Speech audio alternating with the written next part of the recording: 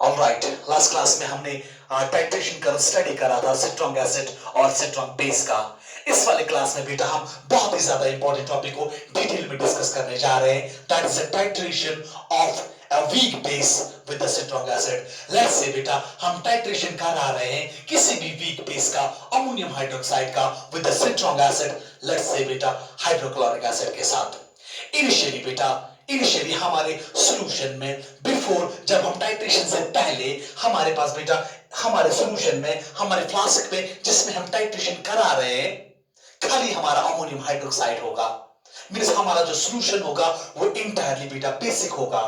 जब हमारा solution basic होगा मींस बेसिक सॉल्यूशन के लिए हमारा पीएच का वैल्यू मैक्सिमम होता है। दैट्स व्हाई ये कर्व स्टार्ट होगा from the maximum point, because greater the hydroxide ion concentration, greater will be the pH of the solution.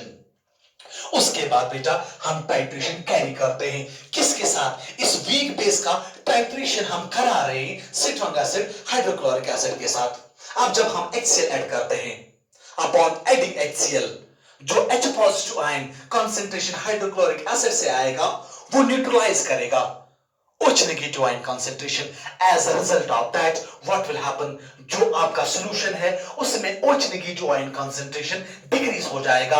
When OH negative ion concentration will decrease, the pH of the solution will decrease like this manner. Means pH हमारा decrease हो रहा है जितना जितना। देखिए बेटा इस वाले एक्सिस से बेटा मैं डिटरमाइन कर रहा हूं, मैं रिप्रेजेंट कर रहा हूं अमाउंट ऑफ HCl एडेड। जितना जितना मैं ज्यादा HCl ऐड कर रहा हूं, आपके सॉल्यूशन का पीएच जो है बेटा वो एब्रप्टली बेटा डिक्रीज हो रहा है।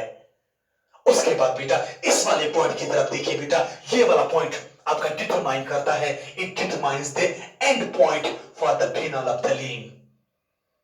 किसी भी टाइट्रेशन को जब हम कैरी आउट करते हैं, टाइट्रेशन को कैरी आउट करने के लिए for colour change titration we need the indicators, we need the acid base indicators. Let's say हमने यहाँ फेनोल्फ्थालीन यूज करा, हम किसी एक टाइट्रेशन के लिए दो से ज्यादा इंडिकेटर्स भी यूज कर सकते हैं। यहाँ पे हमने फेनोल्फ्थालीन यूज करा और इस फेनोल्फ्थालीन के लिए बेटा जो ये वाला पॉइंट है, ये वाला पॉइंट हमारा कहलाता है end point for the phenolphthalein. What's now the end point? End point बेटा एक ऐसा पॉइंट होता है जिस पॉइंट पर आपका जो इंडिकेटर है वो कलर चेंज दिखाता है। लेट्स से बेटा अगर हमारा फेनोल्फ्थालीन, जो हमारा फेनोल्फ्थालीन का सॉल्यूशन होता है कलरलेस होता है, ये कलरलेस से पिंक हो जाता है। अब this point is known as end point. अब हर किसी इंडिकेटर के लिए, चाहे मैं फेनोल्फ्थालीन की बात करता हूं, चाहे मैं थाइमोल ब्लू की बात करता हूं, मिथाइल ऑरेंज की बात करता हूं, एक पीएच रेंज होता है। जिस पीएच रेंज के विदिन जो हमारा इंडिकेटर है वो कलर चेंज दिखाता है, उस पीएच रेंज को हम क्या कहते हैं? That's known as transition range. जैसे लेट्स से अगर मैं फेनोल्फ्थालीन की बात करता हूं, the transition range for phenolphthalein is from 8 to 9.8, means within the pH range 8 to 9.8। जो हमारा ऑब्जर्वर होगा वो सॉल्यूशन में क्लियरली ये देख पाएगा कि there is an change in the colour of the solution.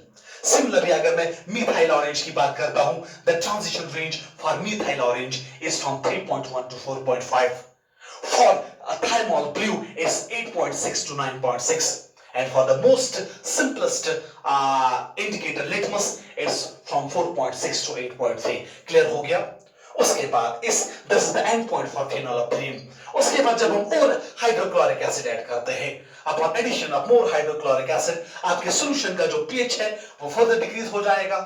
एक ऐसा स्टेज फिर आएगा जिस स्टेज पे आप क्या देखोगे? The H positive ion concentration जो हम ऐड कर रहे हैं via adding HCl to it, वो कंप्लीटली न्यूट्रलाइज करेगा OH नेगेटिव आयन कंसंट्रेशन को। क्या हम ऐसा कह सकते हैं?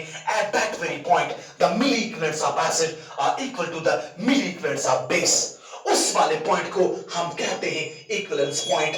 तो ये आपका कहलाएगा, ये वाला point let's say is the equivalence point. This equivalence point also known as inflection point. इस वाले पॉइंट पे बेटा जो आपके मिली इक्विवेलेंट्स किसके होंगे? एसिड के होंगे, that will be equal to the milli equivalents of base. Equivalence point जब भी किसी भी टाइट्रेशन कर्व का अचीव हो जाता है, उसके बाद जब हम और HCl ऐड करते हैं, there is abrupt increase in the H positive ion concentration. When there is abrupt increase in the H positive ion concentration, that means there will be abrupt decrease in the pH. तो आपका pH abruptly decrease हो जाता है. तो आपका titration करो बेटा कुछ ऐसा बनता है like this. और ये वाला पॉइंट, this point again बेटा, this is the most worthy point again. ये वाला पॉइंट आपका कहलाता है end point for the indicator methyl red. Means इस वाले पॉइंट पे जो आपका मिथाइल रेड है वो आपका कलर चेंज दिखाएगा. यहां पर आपका ऑब्जर्वर कलर चेंज दिखेगा, but for the indicator methyl red. तो एक ही रिएक्शन हो रहा था, हम एक ही टाइट्रेशन की बात कर रहे हैं, एक ही टाइट्रेशन में दो इंडिकेटर्स हम यूज कर रहे हैं. एक का जो एंड पॉइंट है वो हमने किसी दूसरे वाले कॉन्सेंट्रेशन पे देखा, इसका एंड पॉइंट हमने किसी दूसरे कॉन्सेंट्रेशन पे देखा. तो क्या हम ये कह सकते हैं ना, एक ही टाइट्रेशन के लिए जो हम इंडिकेटर्स यूज करते हैं उनके लिए अलग अलग एंड पॉइंट बन सकता है. मींस जो आपका एंड पॉइंट है वो इक्विवेलेंस पॉइंट के बराबर नहीं भी हो सकता है. क्लियर हो गया. इक्विवेलेंस पॉइंट पे आपका जो रिएक्शन है हम थ्योरेटिकली कहते हैं this reaction is completed in according to the balanced stoichiometric chemical reaction. Clear हो गया. उसके बाद यहां पे बेटा सबसे इंपॉर्टेंट पॉइंट है, आपके किसी भी इंडिकेटर का एंड पॉइंट आपने देखा, चार मेरे पास 2-4 इंडिकेटर्स थे, उनका हमने बेटा एंड पॉइंट भी देखा. यहां पे 2 इंडिकेटर्स का इनका ट्रांजिशन रेंज भी हमने देखा. अब यहां पे सबसे इंपॉर्टेंट पॉइंट क्या है, जितना कम वैल्यू होगा ट्रांजिशन रेंज का फॉर ए पर्टिकुलर इंडिकेटर, उतना वो ज्यादा एफिशिएंट होता है, उतना वो ज्यादा इंडिकेटर एफिशिएंट होता है in detecting the equivalence point. So I can say like this, smaller the value of the transition range for a particular indicator, better is the indicator in detecting the equivalence point. Clear हो गया. उसके बाद और एक बहुत ही important point, the pH of the solution, pH of this buffer solution. क्योंकि जब हम टाइट्रेशन वीक बेस का सिट्रिक एसिड के साथ कराते हैं, थ्योरेटिकली हमारे सॉल्यूशन में बनता क्या है, एक बफर ही बन रहा है ना. तो यहां पर कौन सा बफर बनेगा, ammonium hydroxide, ammonium chloride buffer बनेगा. इस बफर सॉल्यूशन का जो पीएच होगा एट द इक्विवेलेंस पॉइंट, ये इस बफर का इक्विवेलेंस पॉइंट है. इस इक्विवेलेंस पॉइंट पे बेटा ये वाला लेट्स से बेटा ये इस इक्विवेलेंस पॉइंट के लिए इस बफर सॉल्यूशन के लिए पीएच का वैल्यू होगा. The pH value of the buffer at this equivalence point determines the choice of the indicator. आप कौन सा इंडिकेटर किसी भी टाइट्रेशन के लिए चूज कर रहे हो, कौन सा इंडिकेटर आप चूज कर रहे हो, वो डिपेंड करेगा और that will entirely depend upon the pH of the solution at the equivalence point. ये भी बहुत इंपॉर्टेंट पॉइंट है. उसके बाद और एक बहुत ही ट्रस्टवर्दी पॉइंट, इससे भी ज्यादा इंपॉर्टेंट पॉइंट, जब भी हम टाइट्रेशन की बात करते हैं वीक बेस और सिट्रिक एसिड की, तो वीक बेस का जब हम टाइट्रेशन बेटा सिट्रिक एसिड के साथ करते हैं बेटा, इस सॉल्यूशन का जो बफर कैपेसिटी होगा, क्योंकि सॉल्यूशन तो बफर ही बन रहा है, इस सॉल्यूशन का बफर कैपेसिटी मैक्सिमम कब होगा, it will be maximum at 50% equivalence point.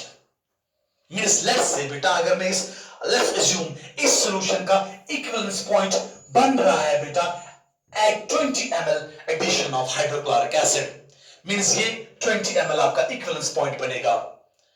20 इस equivalence point का जो half होगा, half of this equivalence point, 50% of this equivalence point वो आपका आएगा ना 10 ml. इस वाले concentration पे 10 ml concentration of HCl in this buffer solution, ये वाला पॉइंट इस वाले पॉइंट पे इस सॉल्यूशन का मैक्सिमम वैल्यू होगा बफर कैपेसिटी का. क्लियर हो गया.